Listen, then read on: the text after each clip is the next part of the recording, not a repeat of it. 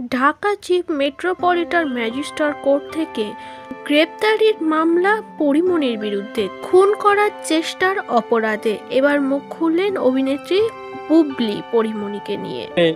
অন্যদের scene create করেছিল এই বিষয় নিয়ে। মামলাটা প্রায় 2.5 বছরের বেশি পার হয়ে গিয়েছে। আমাদের তদন্ত রিপোর্ট পেতে অনেক সময় লেগেছে। এই বিষয়ে আদালত বিভিন্ন সময় সতর্কতা করেছে। তার পরবর্তীতে এটা সিআইডি থেকে পিবিআইতে গিয়েছিল, সেখানে রিপোর্ট পিবিআই থেকে আসছে।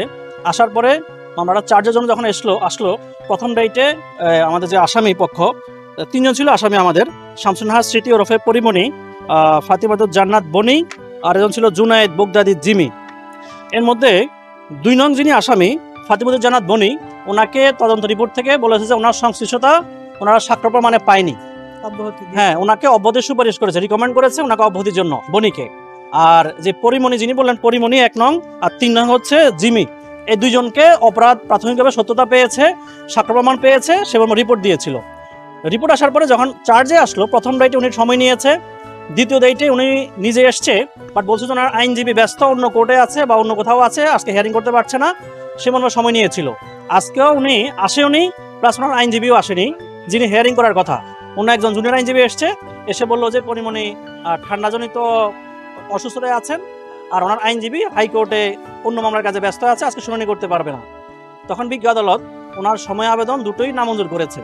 পরিমণির গ্রেপ্তারির পরোয়ানার কারণ নাসির উদ্দিনকে হত্যার চেষ্টা।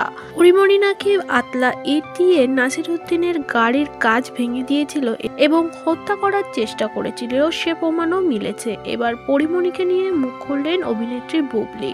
বুবলি একটি হঠাৎই স্ট্যাটাস দিয়ে লেখেন, আল্লাহ সবই দেখছে, আল্লাহ দিন শেষে খুনির বিচার করবে।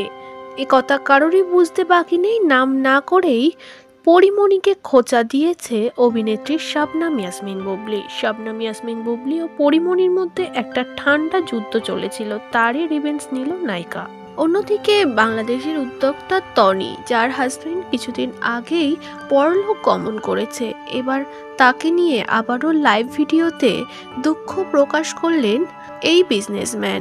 জানালেন ছেলে এখনো ভাবে যে তার বাবা ফিরে আসবে।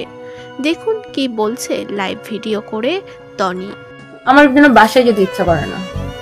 আমি বাসায় যে কি করে জানো, কালকেও দেখছিলাম বাসায় গেছে না। তারপর তুমি জানো আমি 4টা পর্যন্ত ড্রয়িং রুমে বসেছিলাম, বেডরুমে যাইনি। 4টার পরে বেডরুমে যে কাপড় চেঞ্জ করে তারপর নামাজ পড়ে তারপরে ঘুমাইছি। মানে আমার বেডরুমে যেতে ইচ্ছাই করে না। মনে হয় কি যে আমার হাজবেন্ড এখানে দাঁড়াইছে, ও আমার, আমি যতবারই মানে আগে তো ওরকম হতো যে আমি বাসায় যেতাম, দরজাটা খুলে দেখতাম বেডরুমে ঘুমায় আছে। তো আমার শব্দ শুনে ওর সাথে সাথে উঠে যেত, মানে ওইটাই মনে হয় এখন। আর সাফের জন্য অনেক খারাপ লাগে, ওর আব্বুর জন্য কেমন করে ওর আব্বুকে কি খুঁজে কাউসার পাবেন। হ্যাঁ, ও মানে ওর মধ্যে এখনো এটাই ধারণা যে ও বড় হইলে হচ্ছে ওর ড্যাডি সুস্থ হয়ে ফিরে আসবে, এটাই সারপ্রাইজের একটা ধারণা আর কি। দোয়া করবেন আপু যেন আমি মানে বাবার মতো মেয়ের মতো।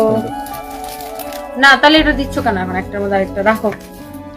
বাবার মতো মার মতো যেন মানে সব আদর দিয়ে ওকে যেন বড় করতে পারি, সেটাই দোয়া করবেন।